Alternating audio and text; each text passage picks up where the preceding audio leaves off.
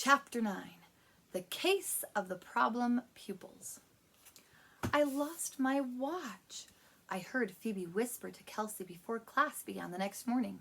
They were standing right next to my cage, and Phoebe looked worried. In fact, I'm pretty sure she had tears in her eyes. I really hate to see a human cry. Oh no, your daisy watch? Where did you lose it? Kelsey asked. If I knew where I lost it, I could find it, Phoebe answered. That made sense to me. Maybe it's in the lost and found, Kelsey suggested. You should check it out. Phoebe rolled her eyes. No way. You heard what Thomas said about the lost and found. It sounds like a creepy place, Kelsey agreed. Phoebe nodded. Besides, I don't want to go to Mrs. Wright's office. She doesn't like me. Anyway, the last place I saw it was in the bathroom. But when I went back there, it was gone. I just feel terrible, she said. My parents gave me that watch, and Grandma would be disappointed if I lost it. I'm sorry, Kelsey said. Okay, class, take out your homework from last week, Mr. E announced. I was spinning on my wheel at the time, and I was so amazed to hear him say homework that I almost fell off. Mr. E gave homework? When did that happen? I guess I must have dozed off during class yesterday. Who got the answer? He asked. I was surprised again when none of my friends raised a hand. Let me write that paragraph on the board so we can all look at it together, Mr. E said. I raced to the front of my cage so I could watch as he wrote and wrote and wrote some more. This is what he wrote. This is an unusual paragraph. I'm curious how quickly you can find out what is so unusual about it. It looks so plain you would think nothing was wrong with it. In fact, nothing is wrong with it. It is not normal. So, study it and think about it, but you still may not find anything odd. But if you work at it a bit, you might find out. Try to do so without any coaching. The paragraph didn't look unusual to me. Just sentences strung together with no mystery words like pie-whack or pizzazz. Did anyone figure it out? Mr. E asked. A few hands went up. Mr. E called on Rosie. I think it's unusual because it has so many exclamation points, she said. Good answer, the substitute said, but there's something even more unusual. Next, he called on Thomas. I think it's unusual because it's so long, he said. Mr. E nodded. It's long, but I've seen paragraphs that are a lot longer. While all of this was going on, I read that paragraph over and over again. I'll give you a hint, Mr. E said. Something is missing. Eek! I squeaked as my friends all stared up at the sentence. Finally, Small Paul raised his hand. There's no letter E in it? He said. E! I squeaked. He was right! That's correct. Did you know that E is the letter that shows up more than any other letter in the English language? Mr. E would know that. I'm sure he liked the letter E a lot. But I didn't know it. I think it was the first time I'd actually learned something since he arrived in room 26. So now, why don't you try to write a paragraph without using the letter E? Mr. E said. While you do that, I'll get these cards ready to send to Mrs. Brisbane. My friends all went to work, but I didn't. I was too busy watching Mr. E stack up the cards. I wanted to make sure that my tiny card was still with the others. Whew, it was. Then Mr. E looked at some of the cards. Joey, would you like to work on this card a little more? He asked. It doesn't have much pizzazz. That's okay, Joey answered. I don't have much pizzazz either. I like things simple. Some buttons? Some yarn? A little glitter and glitz? Mr. E asked. Joey shrugged. No, I like it the way it is. This time, Mr. E didn't argue. But I was excited because now I had some clues to figure out what pizzazz really meant. Og, pizzazz isn't like pizza at all, I squeaked to my friend. It's glitter and glitz. It's zing and bling. It's that little something extra, I explained. Boing! Og sounded a little pie-whacked. It's fancy instead of plain, I said. If you had a very fancy pizza, then I think you'd have a pizza with pizzazz. Og leapt into the water side of his tank for a swim. I'm not sure he understood what I said, but at least I'd figured out the mystery word. Now, if only I could figure out what had happened to Mrs. Brisbane and why Mr. E was a teacher who didn't really like to teach. And where, oh where, Phoebe's watch had gone. After lunch, Mr. E gave the class free time. He gave them a lot of free time. Some students read, some drew pictures. Some of them wrote. Some of them walked around the classroom. Some of them even talked. Something Mrs. Brisbane would not have allowed. For her, free time meant quiet time. Only one of them talked to me. That was Phoebe. Humphrey, I brought you a piece of apple, she said.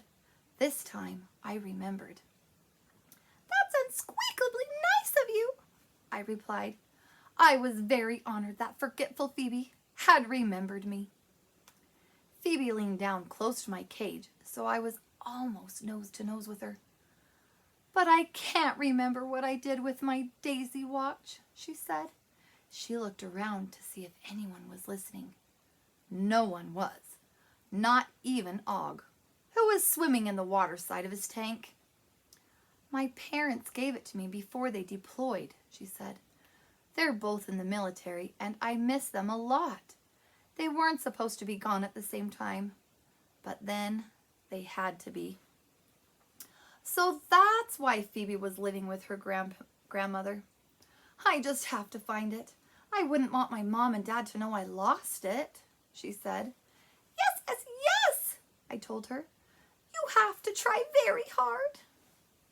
I hoped that somehow Phoebe understood me. Phoebe sighed. I think about Mom and Dad all the time. I guess that's why I don't remember things very well. Mrs. Brisbane was sending reminders home with me every night and calling my grandma when something important was coming up, she explained. Mr. E doesn't do that. Then she grinned. Of course, he doesn't give us real homework and tests. I noticed, I told her. Would it be okay if I looked in your cage? Phoebe asked. I was thinking maybe it fell off while I was cleaning it. Of course, please look, I replied. To squeak the truth, I was sure it wasn't in my cage, because I know every hiding place there is. But I thought it was a good idea to look, and it was awfully nice of her to ask first. After all, my cage is my home, and as much as I like humans, I don't want them sticking their hands inside all the time. Phoebe opened the cage door and poked all around. She was doing such a good job of looking, I was afraid she'd find my notebook hidden behind my mirror. Luckily, she didn't. I guess it's not there, she said at last. I was wishing that you had found it and saved it for me, Humphrey. I wished her wish had come true. After free time, Mr. E said something that curled my toes and wiggled my whiskers. Folks, it's almost Halloween. While we have the art supplies out, why don't we decorate the room? Eek! I squeaked. All I could think of was the leering orange pumpkin someone put close to my cage last year. Boing, boing, boing, boing. Og sounded as alarmed as I was. But all my friends were happy and excited about Halloween. Let's give our decorations some pizzazz. We want the ghastliest ghosts, the goriest goblins, the creepiest creeps, and the weirdest witches. Mr. E's red hair seemed to shine a little brighter. I felt a shiver and a quiver.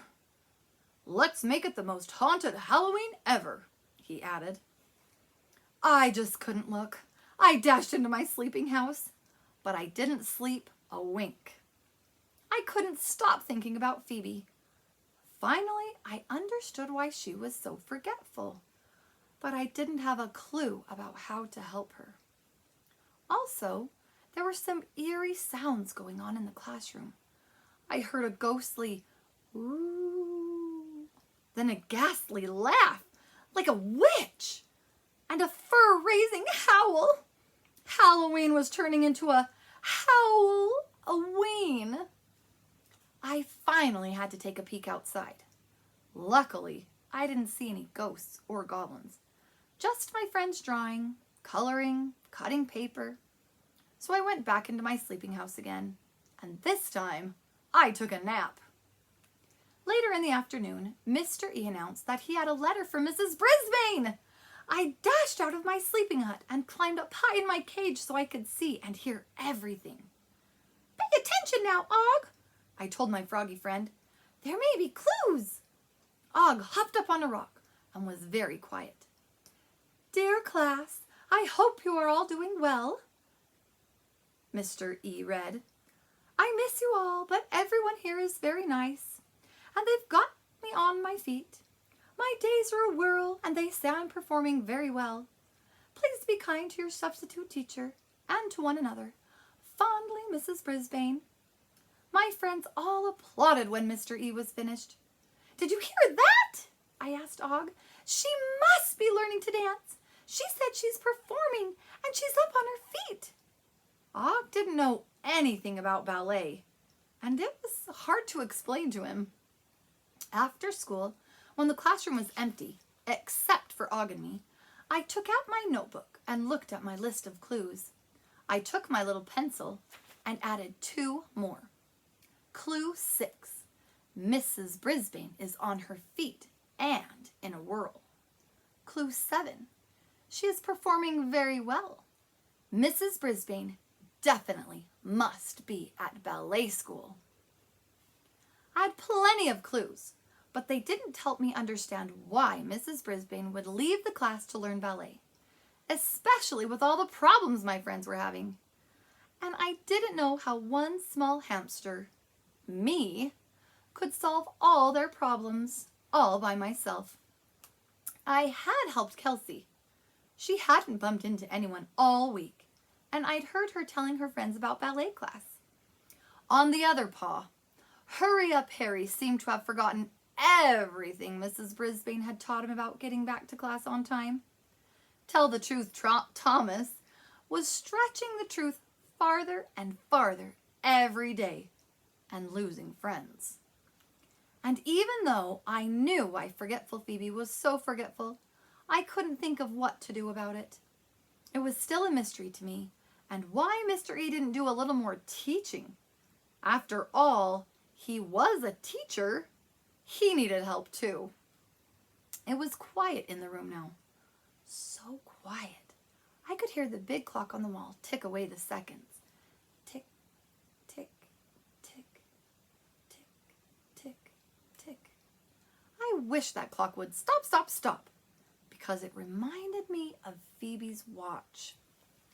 "Oh, I sure wish I could find Phoebe's watch," I squeaked to my friend. Suddenly, Og wasn't quiet anymore. "Boing, boing, boing, boing," he twanged. "You're right," I said. "I should find it.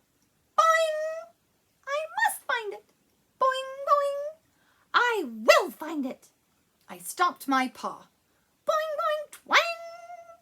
Og splashed around in his water. Now, I just had to figure out how to do it. Humphrey's detectionary. One mystery, like what happened to your teacher, can lead to another mystery, like why the substitute teacher isn't really teaching.